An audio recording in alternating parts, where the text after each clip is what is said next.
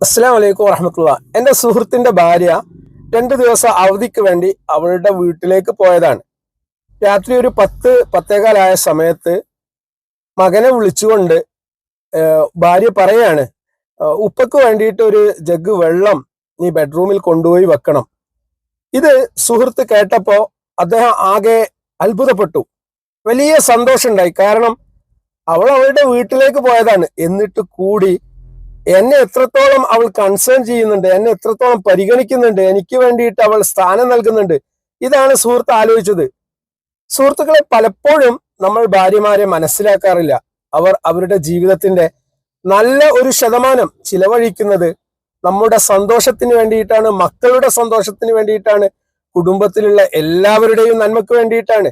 ഇത്തരം കാര്യങ്ങൾ അപ്രീസിയേറ്റ് ചെയ്യാൻ, പ്രശംസിക്കാൻ, അവരെ അംഗീകരിക്കാൻ, അവർക്ക് അർഹമായിട്ടുള്ള ഒരു സ്ഥാനം വീട്ടിൽ നൽകാൻ നമ്മൾ എത്രത്തോളം ശ്രമിക്കാറുണ്ട്. ഈ സമയത്ത് സുഹൃത്ത് ചെയ്ത ഒരു നല്ല കാര്യം, ഭാര്യ വീട്ടിൽ വന്ന ഘട്ടത്തില് അവളെ വിളിച്ച് പ്രത്യേകം അഭിനന്ദിക്കുകയും അവൾക്ക് വേണ്ടിയിട്ട് പ്രത്യേകം പ്രാർത്ഥിക്കുകയും ചെയ്തു. ഇത്തരം സംസാരങ്ങളാണ്, കമ്മ്യൂണിക്കേഷനാണ് ജീവിതത്തിൽ ആ ഒരു ബന്ധത്തെ, ദാമ്പത്യത്തെ കൂടുതൽ സുദൃഢമാക്കുന്നതും ഏറ്റവും നല്ല രൂപത്തിൽ മുന്നോട്ട് കൊണ്ടുപോകാൻ സഹായിക്കുന്നതും. നമ്മൾ പ്രത്യേകം ശ്രദ്ധിക്കേണ്ട ഒരു കാര്യമാണിത്.